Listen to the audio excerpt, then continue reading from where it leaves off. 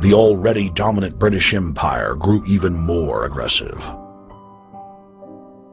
Her troops and bureaucracy spread across the globe. The sun never set on Britannia's holdings. The banking cartel funded, in fact, since about 1800, they have funded both sides of almost every war. And of course, they're getting the interest off of the loans that they've given the various governments and the wars that they have actually helped stimulate and create. By 1900, Germany was a rising force and a leader of the Industrial Revolution.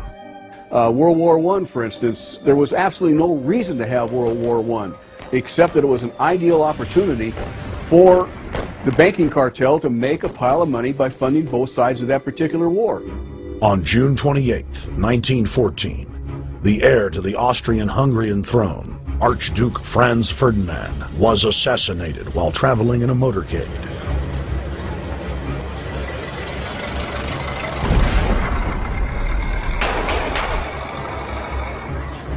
The Black Hand, a Serbian secret society with connections to French and British intelligence, took credit. World War I had begun.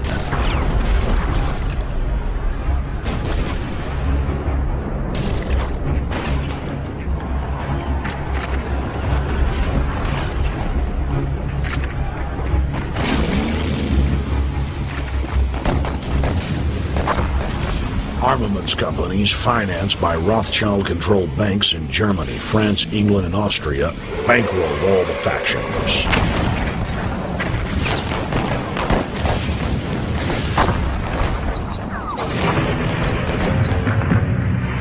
At least 20 million were killed in the war. It was a conflict so terrible the people vowed to never fight again. They dubbed it the war to end all wars. The question is, why did they want war? Well, first of all, is money and power. But secondly, they wanted to create the League of Nations. They had this in their plans all along, and as a consequence, once the war was over or about to be over, they began to formulate this idea of a League of Nations so this would never ever happen again. Hundreds of years of practice made the British experts at hiding their empire behind puppet governments and councils. In the name of stopping all future conflicts, they proposed that countries would join a League of Nations. Their true intention was for the League to serve as a framework for world government. President Woodrow Wilson, who had spearheaded the establishment of the private Federal Reserve System in the United States in 1913, strongly supported the establishment of the League of Nations.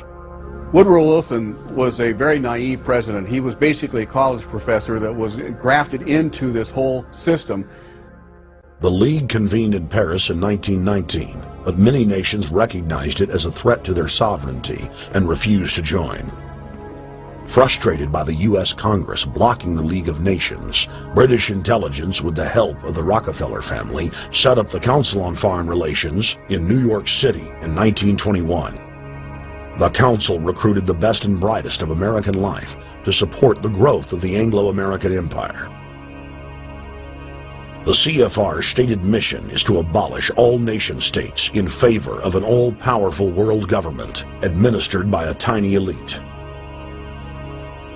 By 1930, the promoters of world government had split into two interlocking camps: the Fabian socialists centered in London, and the fascists based in Italy and Germany. National Socialism will use its own revolution for establishing a new world order. Adolf Hitler. Supporters of the fascists in the United States and England believed that the military should be used to quickly transform the world into a new world order. All the more sophisticated practitioners of globalism stated that incrementalism was the sure path to world domination. Congressional Medal of Honor winner Major General Smedley Butler went public in 1934, exposing an attempt by the robber barons to launch a military overthrow of the United States. The war hero testified to the McCormick-Dickstein Committee in Congress that some of the most powerful men in America had tried to recruit him to lead a military coup so they could set up National Socialism in the United States.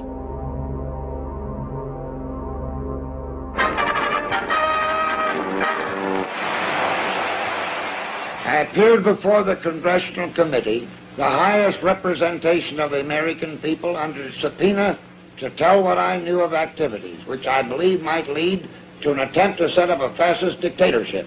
I was supposed to lead an organization of 500,000 men, which would be able to take over the functions of government. The fascist had also made deep inroads in England. Edward VIII, King of England, was forced to abdicate the throne because of his public support for Hitler. Als u zich daarbij niet door om dat negatieve probleem dat bekämpfung dieser Lehre und ihrer Organisation handelt, sondern um die Durchführung der positiven Aufgabe der Gewinnung des deutschen Arbeiters für den nationalen Staat.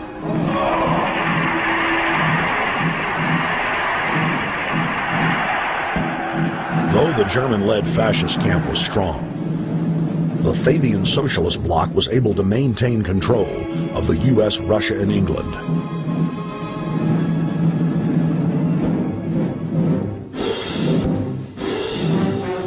In the build-up to World War II, and during the conflict, the bankers again financed both sides, just as they had done with Napoleon.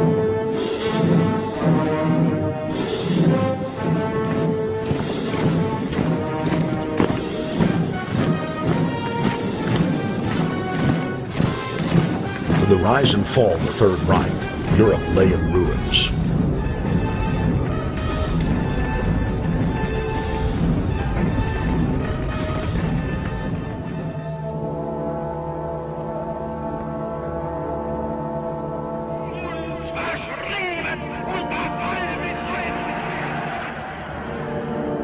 Once again, the elite claimed that only global governance could save humanity from certain destruction. And this time, the elite would succeed in setting up their world body.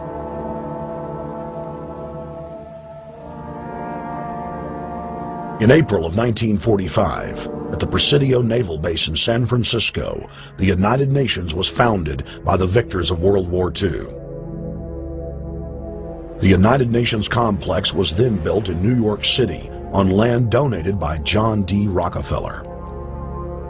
Shortly after, the elite established the United Nations as their base in the United States.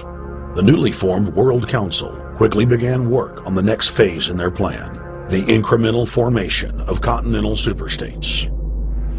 The first step in their trilateral plan was the creation of the European Union.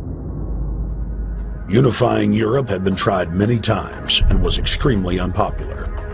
Where Napoleon and Hitler had failed to accomplish their goals using force, the globalists would succeed using stealth. The British spearheaded the formation of the Council of Europe on May 5, 1949. The Treaty of London claimed to only establish trade ties between European nations, like NAFTA or GATT in North America. Its true intention was the formation of a European superstate.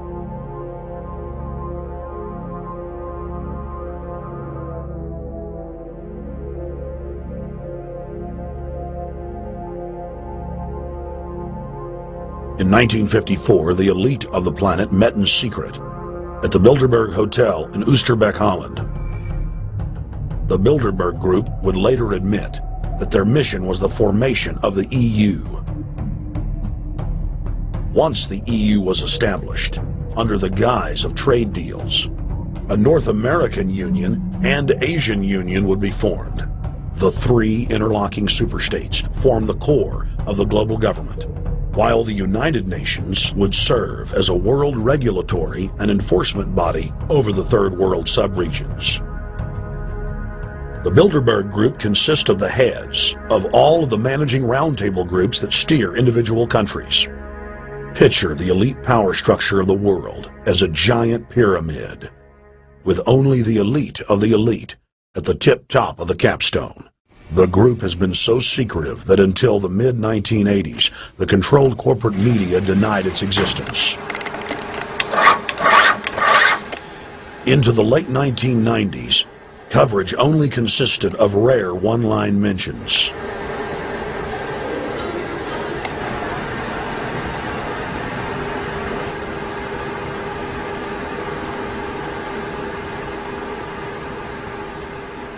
With the rise of the alternative media, their stranglehold on information has begun to slip.